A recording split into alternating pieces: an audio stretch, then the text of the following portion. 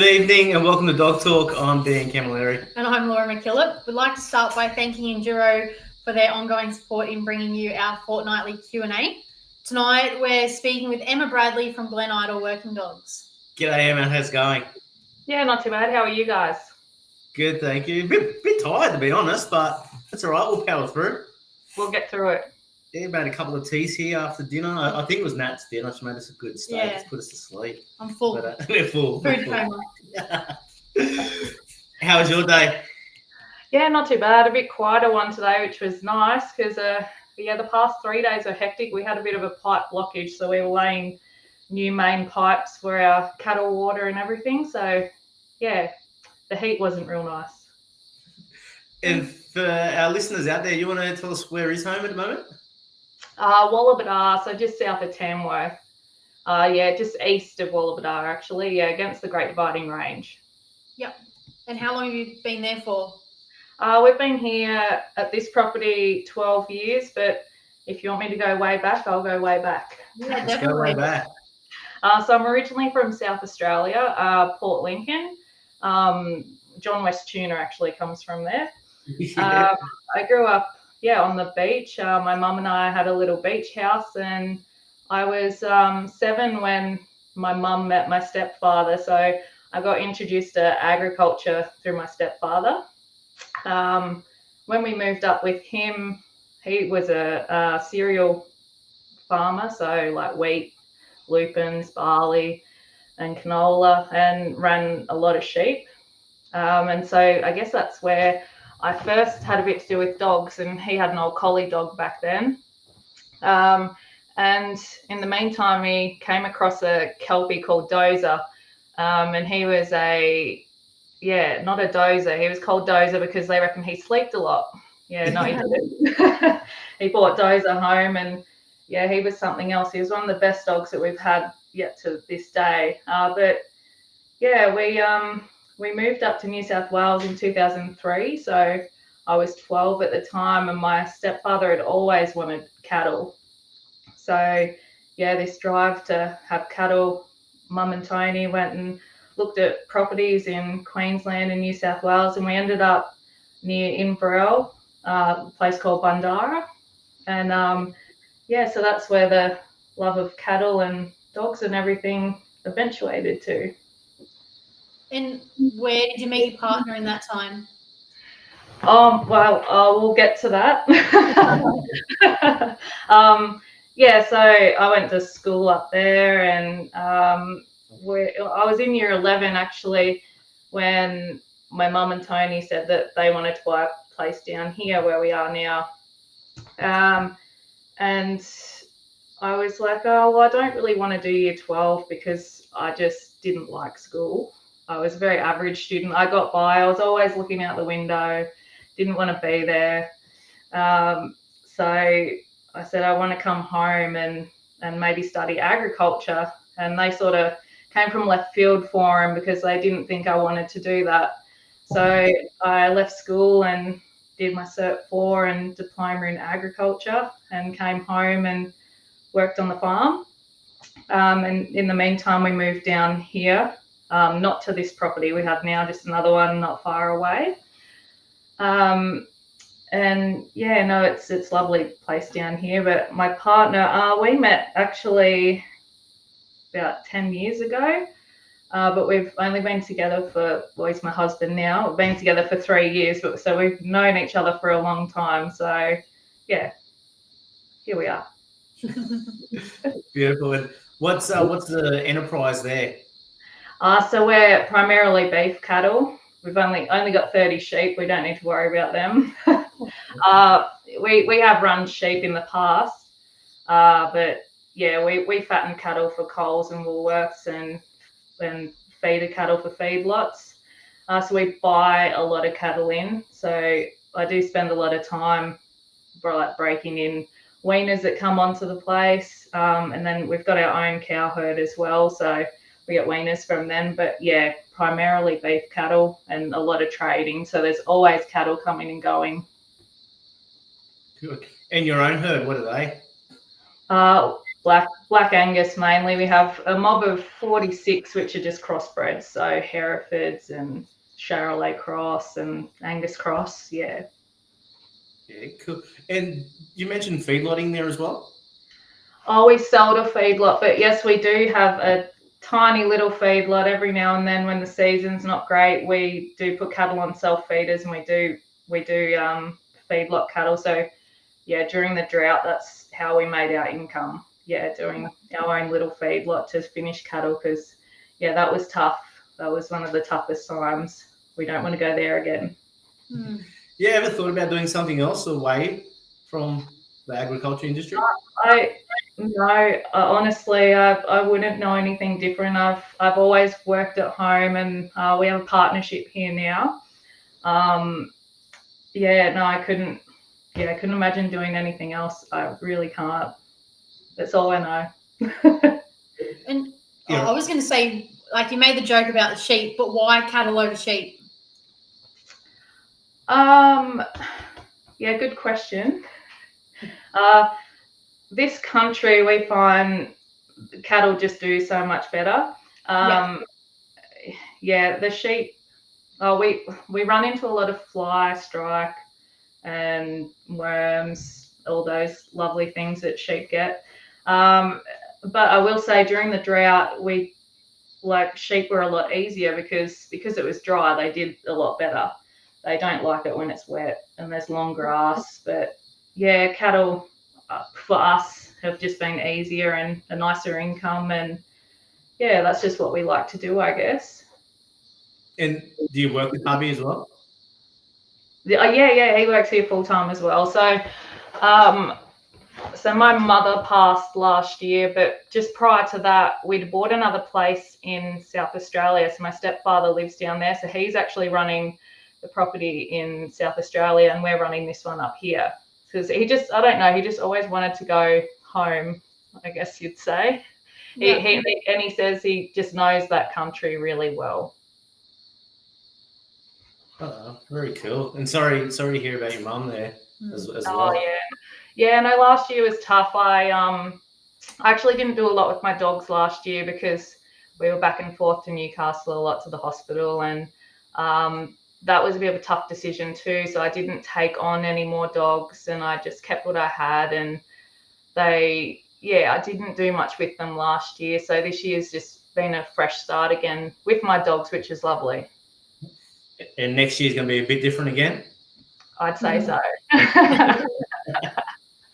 I'm working on one for the Walladar trial. I was meaning on a more personal note for yourself. You've got a bit of normality back, but next year you're going to be a mother. So I know, yes. Yeah, and I'm 25 weeks now. So yeah, no, it's exciting. It's exciting. It wasn't meant to be planned for now, but here we are. And I've got pups on the ground at the moment, so it's pups and babies. Here we are. And do you think have you got any plans on how your work life or depending on how dependent you are on your dogs will shift a bit, like now while you are pregnant, and then when Bubs comes on, do you think you're going to have to ask more of your dogs in that time? Oh, possibly. I know we say the baby's just going to have to fit around us. It's going to have to come out with us. I'm actually due right when we're seeding as well, so it's going to be fun. I said I'm just going to have to drag her out while I bring seed out to Doug in the tractor. But I'd say so. I'd definitely. We'll get there with the dogs. Yeah. Yeah, especially being your own place, like maternity leave. But I'd imagine it'd be a bit different when it is just you and your husband there on the place, and you all rely on each other. Yeah, that's right, and it is just the two of us here. We run the place together. We do have a family friend that comes in and does help us when we need him, which is wonderful. He actually lives in Newcastle. He looks after the place when we're not here. So we went on a holiday a few months ago, and it was great because he came here for 4 weeks and we can trust him and he knows what to do. So he may get called on a little bit. Do you remember your first dog? Not those, like your own first dog? Yeah, so my first dog, it would probably be Bundy. So we bred out a dozer when we were still living at Bundara, and he had, or the bitch had, I think about 8 pups, and there was a little black pup, and I named him Bundy because my friends used to call me Bundy at school because I was from Bundara. So I travelled in Brell for school, so they called me Bundy. So I'm like, I'll call this dog Bundy, and he's black. So he was, he was great. I had no idea what I was doing. And my stepfather, typical cocky, just throw the dog out there and it'll do something. So Bundy was very much like that. I actually gave him to my boss. Cat's trying to come through the window. I gave him to my boss that I worked for a bloke for 12 months. When we sold a place, he asked me to just sort of manage the place for him because he was an absentee owner. So I ended up giving Bundy to him. But after that, I had a dog called Toby.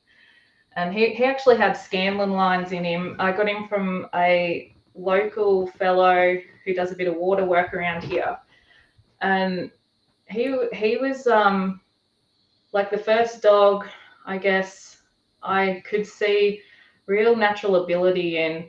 I remember he was 10 weeks old and I put him in the sheep yard with some sheep, and he's just naturally gone out around them and brought these sheep to me. And I'm like, oh, wow, because Bundy wasn't really great like that.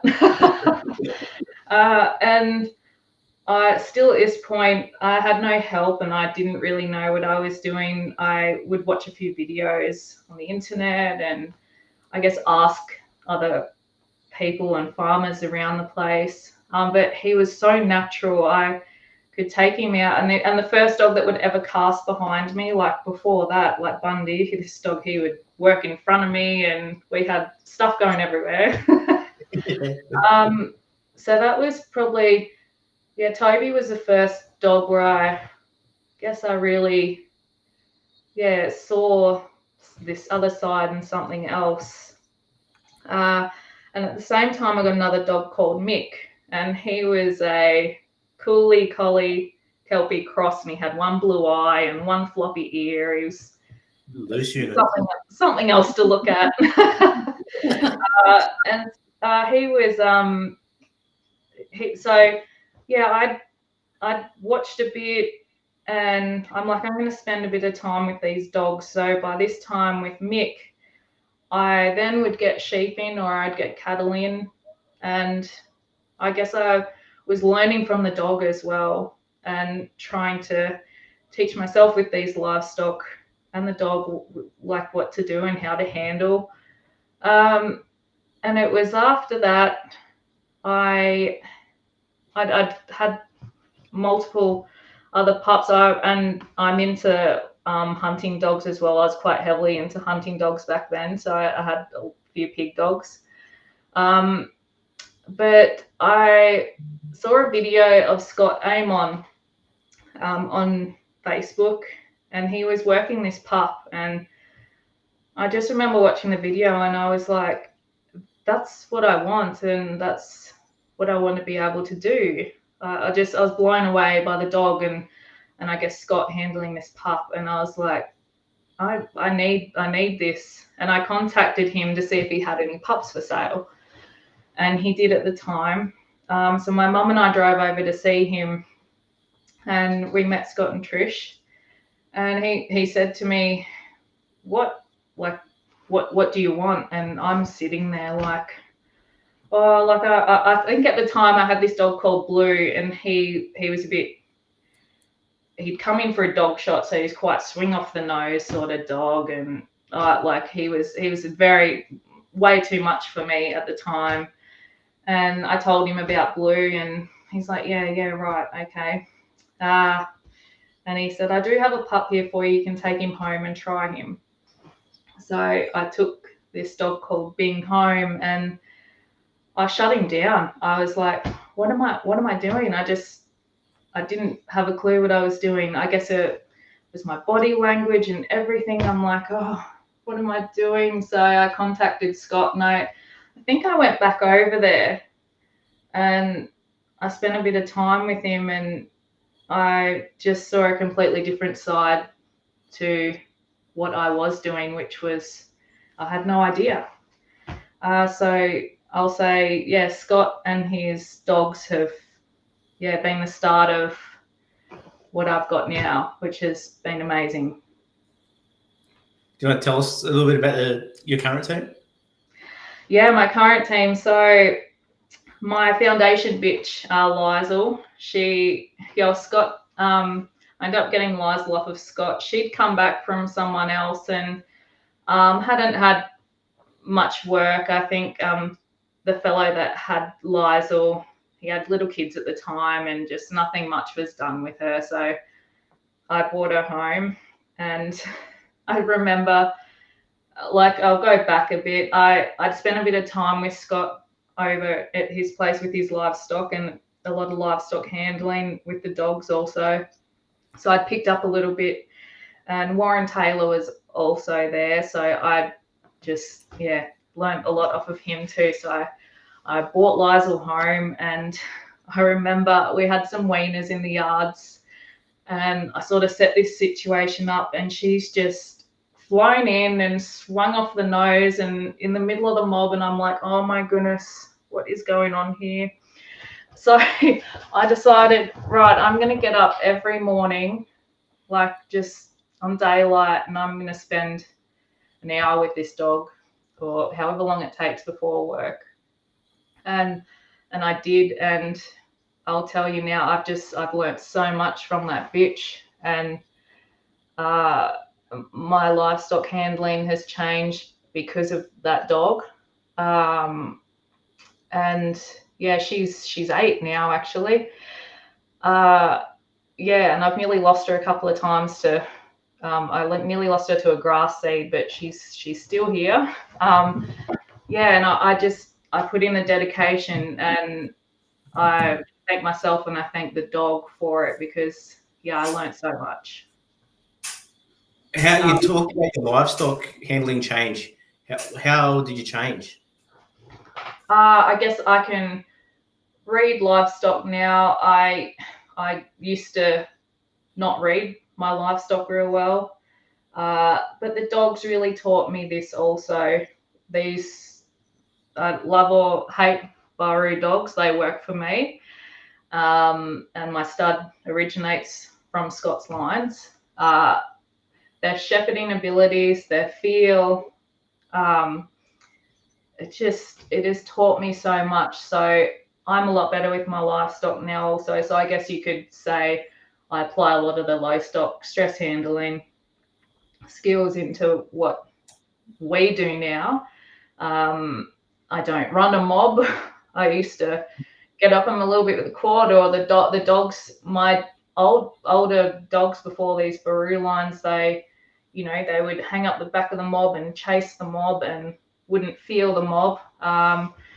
These dogs have really taught me a lot. They really have. The rest of my team, which I haven't even talked about yet, I have some really handy dogs here. I guess they wouldn't be here if that wasn't the case. But I do have a lovely team. I don't have many here at the moment because of last year, but we're getting there. I do have a new little pup here, so she should be fun. So you breed a couple of pups yourself as well? Yeah, I have bred a few litters. I don't breed as much as Scott and Trish. They have a lot on their hands. I try and breed a litter a year, sometimes 2 litters. There's a couple still here at the moment. But the last litter, they've gone everywhere, which is lovely. So my really nice bitch, Ronnie, who is out of Lizel, she's a bit different too. She has the cast of her father, so she's by Baru Luke, and she'll cast the boundary line and check everything. Beautiful feel about her, and some really nice presence. And I've got a full brother of hers from a litter afterwards called Brute, and he's probably, I don't know, I'm just going to say it, I reckon he's going to be one of the best dogs I've had. He's something else, and he's only 2-year-old, and he's showing me some amazing things, and I'm going to take him to the Wollabadar trial, so you'll have to be there next year. As long as it's not minus 600 degrees and a tornado again. It was cold. You'll be able to push my pram for me. Yeah, I'm way to keep warm. Right? I can do all the exercise. Trust me. It's really weird in Wollabadar being cold though. Oh man, it It'll be like the freezing. one day of the year. Oh, the locals were cold, and I'm just Yeah, like, that's now I same know as it's something. cold. Yeah. We were cold. It was freezing, man. I don't think I've ever been in Wollabadar while it's been cold. Oh, You'll have man. to come too. You'll have to. It puts me off the cold these days. So what was that dog's name? His name's Brute. Brute. Yeah. What is it about Brute? Like, he's 2 years old. What things are you seeing in there?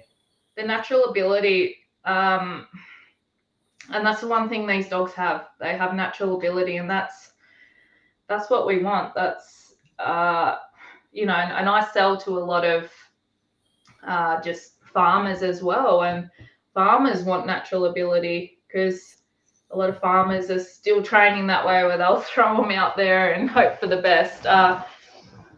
His natural ability, he's got some amazing presence about him. His feel, his arc and cast. He's something else. And I can work him on a mob of sheep, and he'll back the sheep. I can work him on a mob of cattle, and a cow or a steer or something might stand up to him, and he'll walk up and he'll bite him on the nose. And I've had dogs in the past where, I'll say, oh, you can't work them on sheep because they'll want to rip them apart. But I see that as crap now, I guess you'd say, because that was probably my handling back then. I just had no idea what I was doing. I was probably working with the wrong dogs as well. Speaking of, like, these more natural type of dogs can be a little bit harder to communicate with sometimes. And someone with a hunting background like yourself, and like you said, you wanted to get up your stock a lot. At what point, like we mentioned, like how you changed, but how difficult was it for you to just go, all right, I've got to say a bit less, move a bit more, and change that? Like, how difficult was it?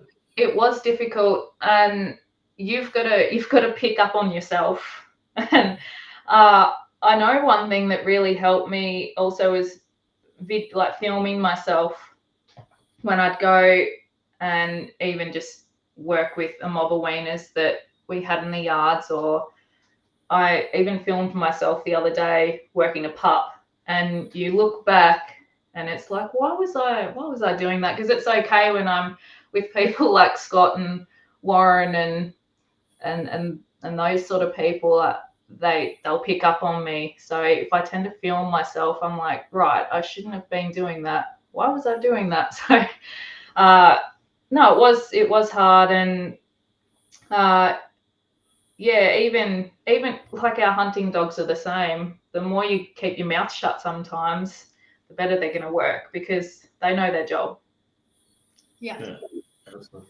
You're right. No, it's all right. And so you've mentioned like Warren and Scott there, but you're pretty spoiled in your location, having some really handy stock people about you as well around you. Yeah, no, I definitely am. Well, Scott's 4 hours away, but we go over there a fair bit.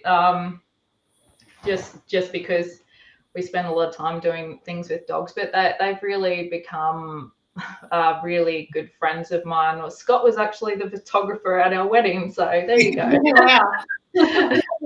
Wow. That's a good Yeah, job. He loves a photo. And I've got a good friend down the road, Tim Mackey, who works on the Wollabadar station. So we actually get together, or we got together a couple of weeks ago and worked some dogs, and we'll look at each other's dogs and give each other pointers. And he likes to come and work my Aussie whites because they've got a little bit more sting in them than the old merinos he has down there. So that's it. It is nice. But yeah, there are a lot of really handy. Even up this road, there's some handy stockmen around. So it's a nice community. Yeah, beautiful. And like you obviously do breed a bit, and you said a lot of your dogs or all your dogs are from Scott's lines. When you're then breeding, are you breeding back to his dogs or to other lines? No. He calls me a satellite stud. Yeah. So, yeah, myself and Rachel Holmes, we're the same. We breed back to I'm still learning with the breeding. And I am so blessed because I have Scott to help me there. So we might look at my bitch or my dog and be like, okay, where are we going to go with this? And he just knows. And those people that do breed like that, yeah, they're on another level. So I'm not quite there yet, but yeah, it's great to have the help. Yeah. What do you enjoy about breeding your own pups? I just enjoy hearing the feedback from clients. It's really rewarding. It really is. Yeah. I can't say that. Well, I think they're 12 weeks old now, and the couple that are still out there, they're doing some barking. There's some still to go. There's one going to Western Australia, so she's got some lungs on her, so hopefully she'll go soon. But, yeah, no, I was just going to say that. That's the other part. It's practice for the baby. How do you go about picking your own? What was that? Sorry. How do you go about picking your own?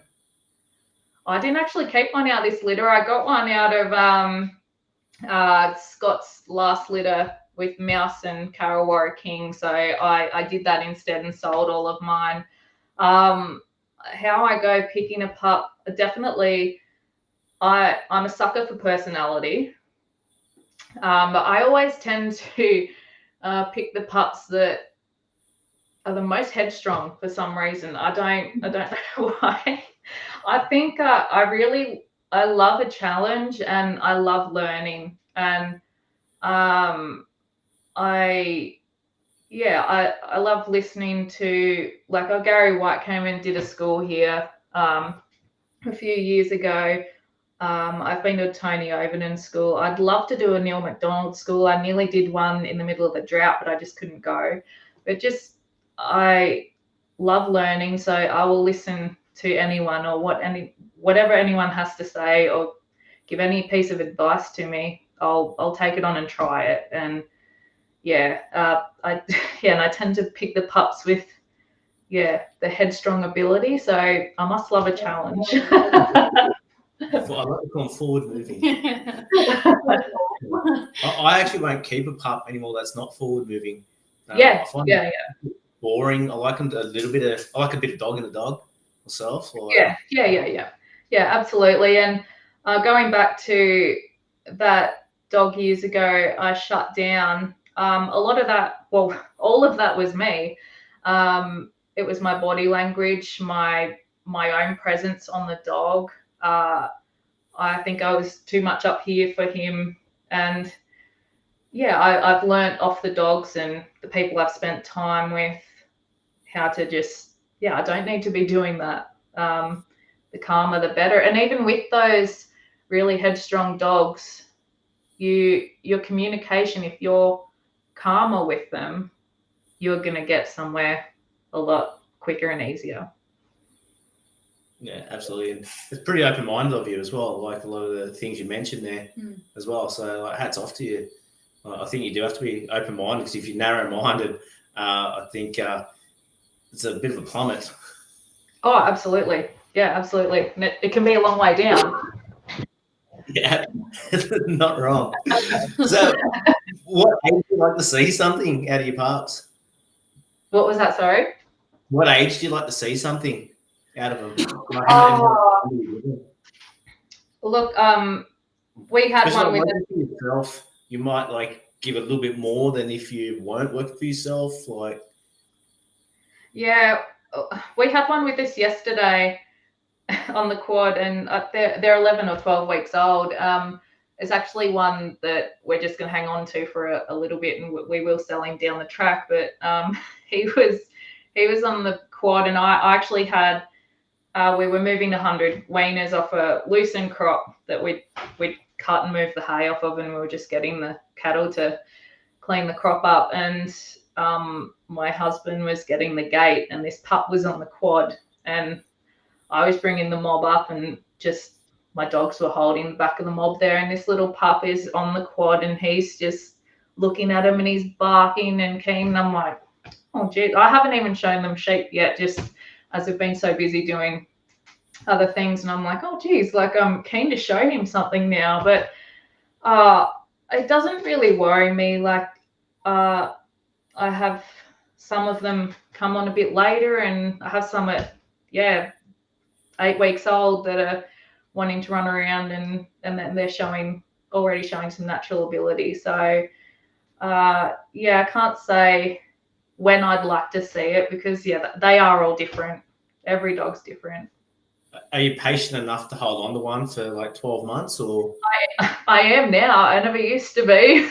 Even with my hunting dogs, I have a really good pig dog bitch here at the moment called Demi. She's 3 years old, and she didn't really click till it was well after 12 months old. And I kept saying to my friend Haley, I'm like, this thing's got to go. I can't handle it. She's not, because you take her out and she just, other dogs are on the pig, and she's just wandering around like chasing butterflies. And but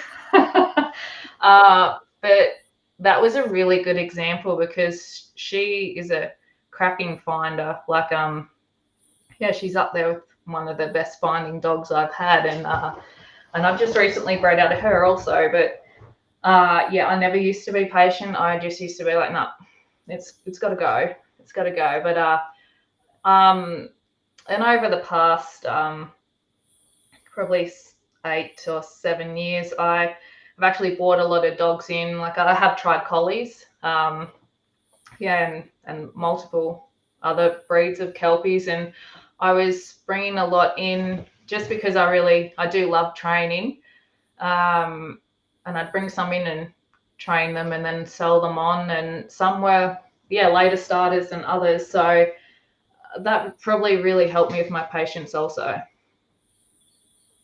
Yeah, beautiful. Just out of curiosity, hunting bitch there. She's a really cracking finder. Does she lug up hard as well, or is she more of a bailer? She's quite smart. So she does now.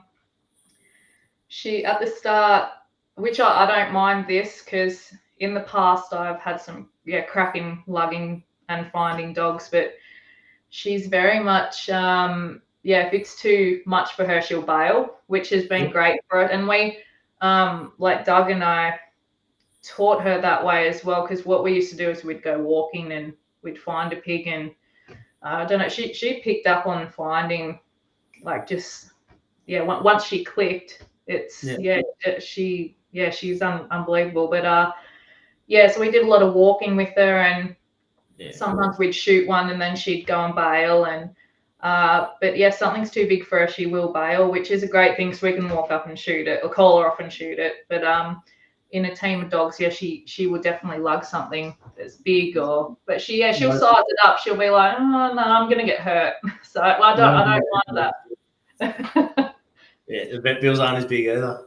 No, that's it. I was trying to draw a correlation to see if like something coming on late then didn't hit as hard on the back end as well. Just curious. She'll hit up, but we had one probably a month ago. We went out with a thermal actually, and came across this really good boar, and she jumped out, and we actually saw the hit. He went to go through a pop hole in the fence, and she hit him up, and he actually gave her a good hit. So she's like, nah, righto, and just bailed him for us. And I don't mind it, because it's less vet bills. You mentioned training there. Have you got a training, like an ideal training setup, or just back up? Sorry, what actually made you keep dogs for longer? What was it that changed? What made me keep them longer? Yeah, instead of just next one. Probably a few people telling me that I needed to be a bit more patient also. Or some dogs I had moved on, I got really good feedback to say, yeah, no, this is a really cracking dog. And I'm like, oh, I have one I regret selling. His name was Fuzz, actually, and he was a Karawara dog. And I think early on, I put too much pressure on him. He was only 12 months old, and I was there trying to work him on bloody cows and calves. And I look back now and I'm like, what were you doing, Emma? And I moved him on, and he could have been something really special. So I guess it's moments like that, or those mistakes you make, that you just go, right, I need to just hang on to that dog a bit longer and see what it really has. Yeah. And I guess I can read dogs a lot better now. After some that have come and gone, and I guess the experience that you end up having changes you. Yeah. That's my hindsight. Yeah. Oh, some people have those really cool stories. It's like a light bulb moment. And like you said, a dog where you look now at what it's doing with someone else and you go, I should have held on to it. I just always wonder what changes in someone's mind that makes them go, oh, I should keep dogs longer than what I was. Yeah. So those sort of moments. Yeah. No, I'm definitely a lot more patient. Oh, I have my moments, don't worry. So you have days where you go out there and you're in the training pen and you're like, right, no, I shouldn't be here, and you just take the dog home, and your energy has to be right, or else it's just not going to be on with them. Absolutely. Definitely. What does your training setup look like? We're very blessed here. We have a really good set of cattle yards. There's a really long backyard, and it is beautiful for teaching a dog how to drive, because with my Baru lines, there's no worries there with them going to the head. They're quite heady dogs. So I do spend a lot of time when they're younger teaching them how to drive, and that's always a challenge, as you probably know. See, I love my challenges. So we've got this beautiful big backyard, and it's got a really big long fence, and it's great for that. And our sheep yards, we have some portable sheep yards here, and I can pull them apart a bit and change them if I need to. But I have a beautiful little pen that's great for starting pups, and we've got some little holding yards on the outside, and then a bigger paddock, probably about 4 or 5 acres, with trees and obstacles, which is great for my dogs that I have going now, and I can set up obstacles, which is, that's good fun as well. So I'm quite blessed with the training setup I have here. You mentioned earlier with that dog that you're working cows and calves at 12 months old. So what kind of age limits now are you trying to do different things? Dogs? I depending on the dog, I don't put my dogs on cattle until they're ready, and sometimes that's 12 months old, just even introducing them to weaners, because you don't want them getting hurt, obviously, or getting kicked badly, and then they're like, oh, I don't want to do that, and it puts them back a step. But yeah, it depends on the dog. Sometimes the dog might be 10 months old and I'll pop them on weaners and they're ready. So I will use them on sheep or my training sheep up until then. Cows and calves, our cows, when they've got calves on them, they can be challenging. A lot of the time we won't even take the dogs, so we don't need to take the dogs with cows and calves. However, like the dogs I have here now, I can take them on cows and calves, and they will feel the mob. They'll feel the energy from the cows and hang back and just tuck in when they need to. And you find the cows end up trusting them. Yeah, which is really nice. Trust me a bit more than the old style you're used to, right? Like coming this way, big change. Yeah, absolutely. Yeah. Compared to some of the dogs that just will fly in and stir the whole mob up, and there's stuff going everywhere. How are your cattle? What's the difference in your cattle now? Oh, I would say in the past, yeah, 4 or 5 years, our livestock have changed dramatically, and that's because of my dogs. Yeah, I'll praise them every day of the week. Yeah, our even the weaners that we buy in now, and I spend time with them in the yards, breaking them in, and yeah, it's because of the dogs. We've got cattle here that just they'll walk up to the dogs, and they're that quiet. I had people here the other day buying a pup off of me, and the mob of cattle come up and were against the fence watching us work these sheep. And I said, oh, I'll just get the dogs out here and work these heifers. I said, they're challenging because they're so quiet, because I have spent a lot of time with them. And so the dogs actually have to work to make these heifers shift. So it was really good to show these people what my dogs could do as well, because they did have to work for it. So no, yeah, our livestock even our older cows, they've really changed, it's great. The whole handling has just changed, and they're happier and more relaxed. And obviously, like, you're fattening for Woolworths and Coles and everything. Have you noticed a change in the amount of weight they're putting on? Like, I don't know the right words, but yeah, all that. Has that improved as well? Yeah, I would definitely say so. And you do find that we might have a mob now, and there might only be 1 or 2 in the mob that has head noises, you'd say. It's a bit wild, and compared to years ago when there was more than that, they are a lot more relaxed in the mind because of how we handle them. And I know the feedlots, they tend to like to buy cattle off of you if your cattle are quieter, because yes, more weight gain, absolutely. Yeah. How does your process work? Like, what's your weaner breaking process? So we'll tend to wean March. We do wean a little bit earlier. That's just personal preference.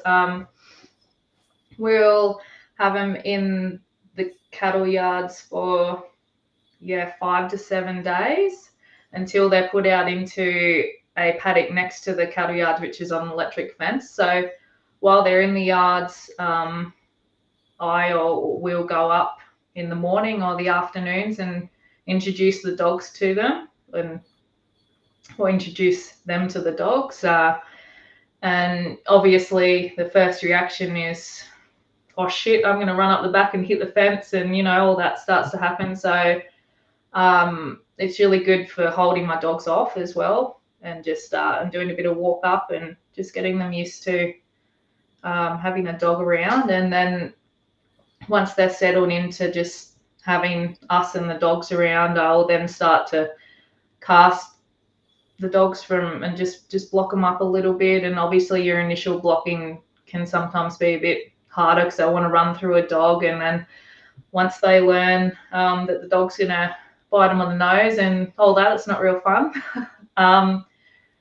So yeah, we tend to do that for a week to 7 days. And I think I've put videos on my Kelpie page. I think I had some last season. It was day 3 that they'd been handled with a dog, and I had them walking, and I was actually leading, so I was up the front, and these weaners were actually following me, and the dogs were up the back, just quietly bringing them down. It was beautiful. Like that's what we want for ourselves and the livestock. It's so much nicer when it's calmer.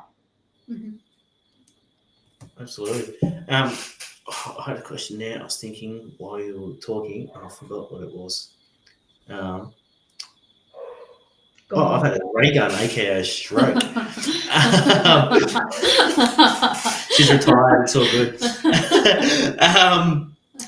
Talk about your setup. How much? Well, having natural dogs, like how much control do you like to actually put on them? Well, I don't know if you like to call this control, but we tend to. I like to have my dog be able to sit on the quad bike, and I'll work the other dog over here, and the dog's not chained on the quad. The dog stays there. So you stay there. I'm working this dog, and I do a lot of that. But I start a lot of that young, and like even today, this little 13-week-old bitch I have, she has already been on the quad a fair few times, and she's good. So yeah, I start with like obviously they'll want to bark and carry on the quad, so I start with a lot of pressure and relief with the pup at that point in time. So I guess that all comes into a little bit of control, and that builds up to when I'm working that dog over there and know you've got to stay on the quad. So I start a lot of that really, really young. I do love a stop on a dog. A lot of the time you can get that naturally and you'll just put the command to it. But then again, if the mob of cattle are running off while I'm doing a gate, I want my dogs to go and stop the mob as well. So I do like a stop, but at the same time, if they've got to go, they've got to go. Yeah. And do you like a team of like similar dogs, or do you like to have some variety in your pack? My dogs are quite different. Like, they all might be bred quite close. Like Ronnie and Brute, who are full brother and sister, but I think there's 18 months between them. They're so different. And they really complement each other in a team, which is great. I don't usually, the most dogs I'll take is 3. Only because I don't believe, I don't really need a big team of dogs because of how we have our livestock as well. But we might have a week where we are doing a lot of cattle work, and I might need to swap them around a bit. So they are all quite different. Even Liza, like my old foundation bitch, she's quite different to Ronnie and Brute as well. And which I don't mind because they really do complement each other. And when they're different, it teaches me a lot as well. And how are they different though? Like, what is it that makes them different? For Ronnie and Brute, Ronnie has this absolutely amazing cast where she'll cast around the whole paddock, whereas Brute, his cast isn't as good. He's got a lot more presence, I guess you'd say. However, she has presence as well, but it's very, very different.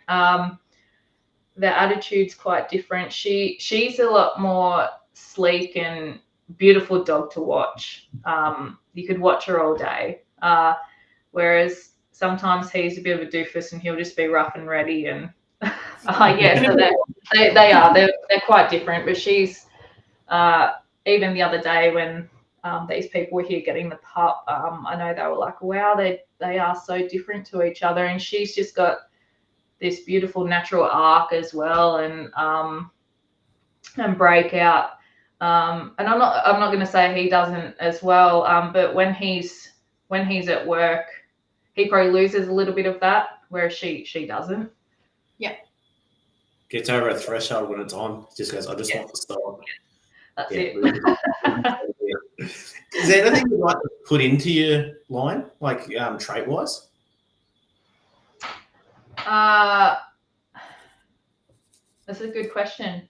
I do just for what we do here and the country we have, I do love a beautiful natural wide cast where I'm blessed with Ronnie, and this is the first time I've bred out of her, so I'm not sure if that's going to breed on. And I know Scott even said with Luke, I think she's one of the first bitches that has that's out of Luke that has that cast like him, and I do love that, and I don't want to lose it. And it is one of the hardest things that we do, or we can get in dogs also, because the cast has been lost. So I really would like to keep that. And obviously the shepherding ability that these dogs have, I would love to keep that. But I can't say really there's anything. I don't know. They've got it all. But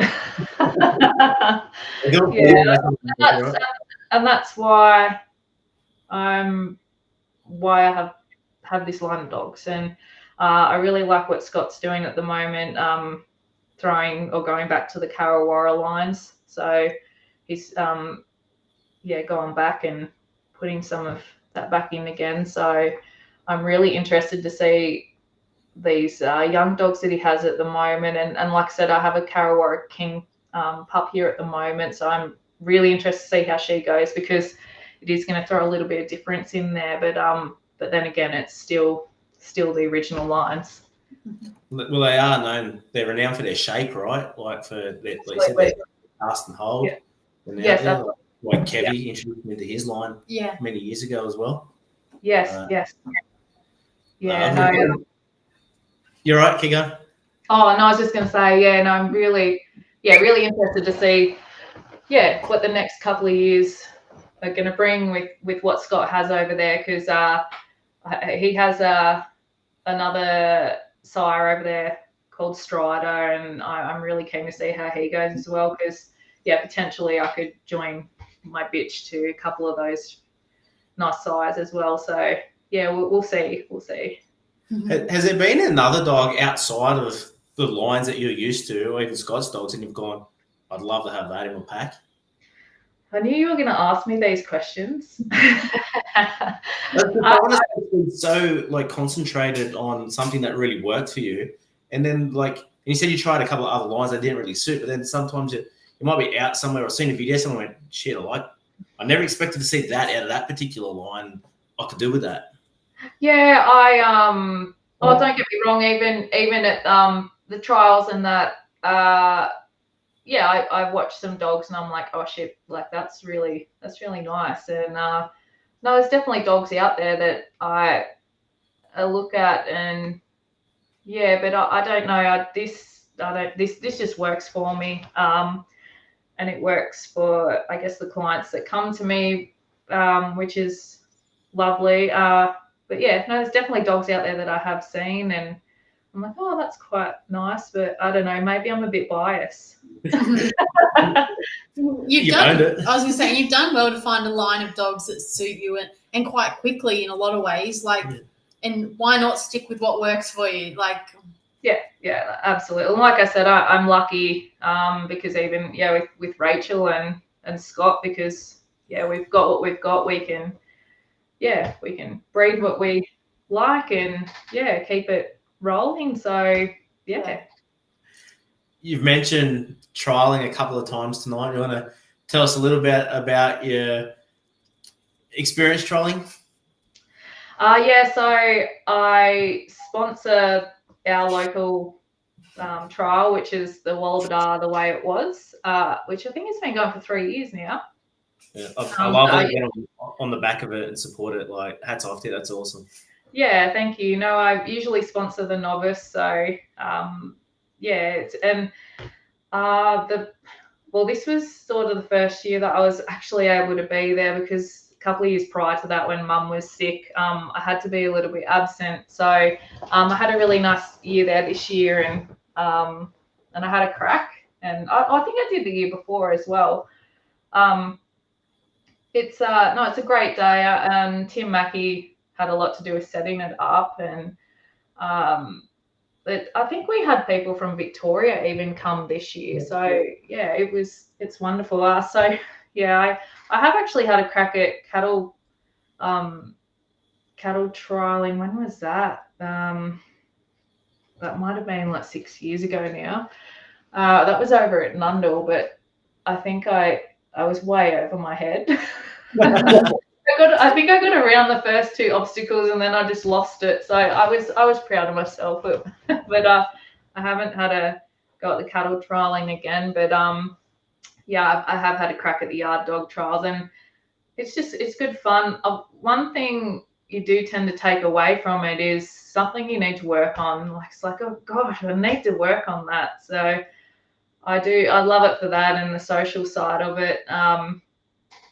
The only thing, I'll just be honest, is I don't like how you work against your dog a little bit, because I'm so used to, if you're working in the sheep yard, you actually go and help your dog a little bit, or you might stand out off the gate a bit just to help the sheep feed in, and you sort of lose a little bit of that. But it's definitely, you know what you have to work on. So I definitely take that away from it. Mm-hmm. Any aspiration to do a bit more of it? I'd like to. Every time I have a go at Wollabadara, I'm like, right, I'll go to another trial here, and I haven't. But I think it's probably only because we get caught up here at home, but that's probably just an excuse. I would like to have more of a crack at it. And Brute, I'm really enjoying. He's just a great dog.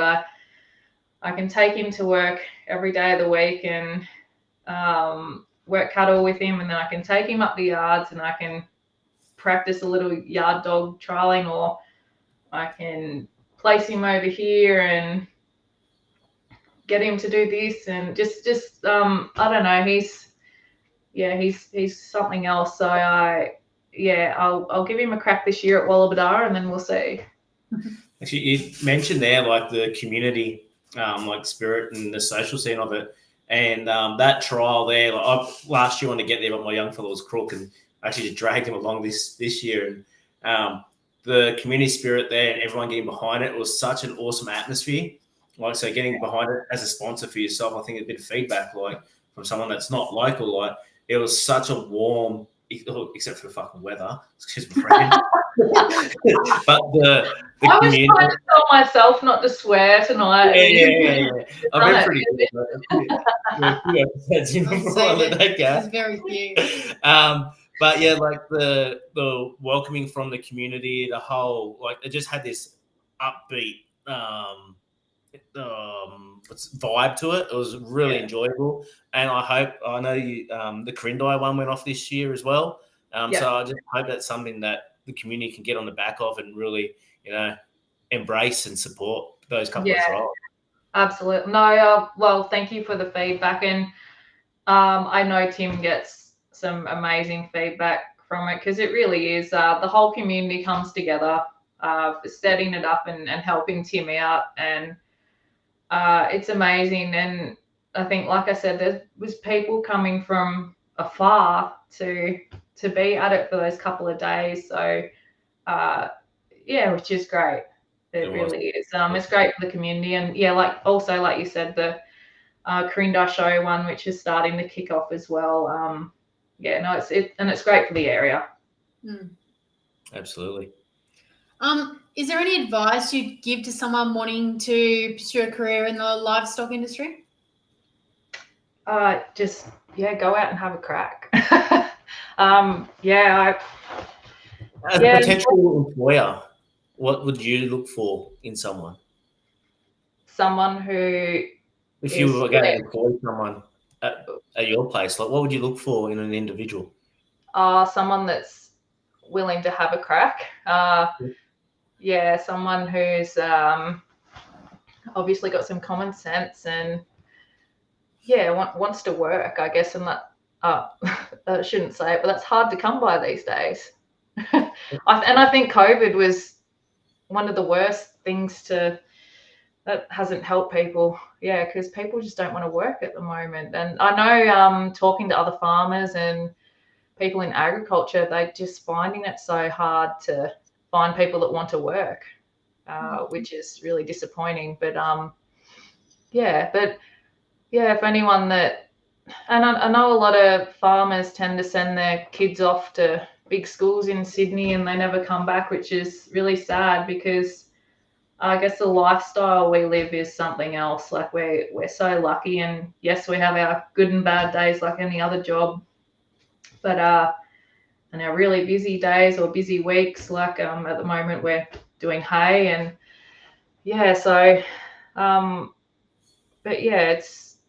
I hope more young people will start to come back into agriculture because that's what we need. Yeah.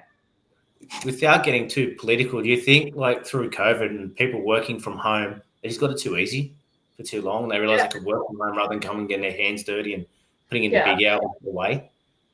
For sure. And I think that JobKeeper did not help. Yeah. Yeah, but no, definitely. And that's what's hard at the moment, yeah, because people don't want to use their hands and they don't want to have a crack. But yeah, hopefully there's some out there that do, because yeah, even in the area, it's hard to find people for like spraying contractors and even just livestock contractors now, even shearers. I think shearers are hard to come by. We have a local. The cat just attacked the dog. Okay. Yeah, a local shearer. That wasn't me. Yeah, a local shearer has said there's like a lot of people are going into these shedding sheep because there's people out there that finding it so hard to find shearers. Yeah, so and we've gone into the shedding sheep. We're just trialing these Aussie whites at the moment, only because like we have had merino white Suffolk crosses for a while, like I mentioned with the worms and flies. These ones don't tend to get that. However, they're a bit harder to keep in, so we've had to do some fencing. But yeah, it's really sad that it's hard to find shearers because, yeah, we need them. Is there anyone you'd like to see us sit down and have a yarn with on Dog Talk? I've already told Tim that I'm going to dob him in, so Tim Mackey. I think you'd get a lot out of him talking to him. They run quite a big operation down there at Walbadar Station.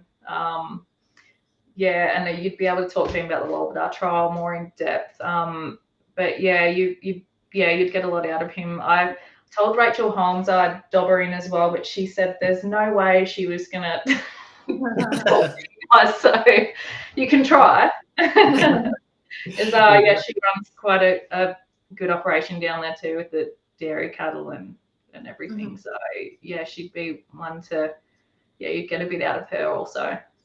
Very cool. Like I know Tim's a good mate and he's pretty modest. So I'll just keep chipping away at him slowly. Yeah, you'll get him. You'll get him. You put him on. You put him on the stand now. He's got to get a jump on. Talked him up. Anyways, we're not going to let you go that easy. As always, would you rather fight one duck the size of a horse or 20 horses the size of ducks, and why? My question's not. My answer's not going to be as some people get right into this. I'm just like, I reckon that the 20 horses the size of ducks, and then I said to my husband the other day, I'll say to him, because I can get the shotgun out, and he's like, you can't say that. You can't say that.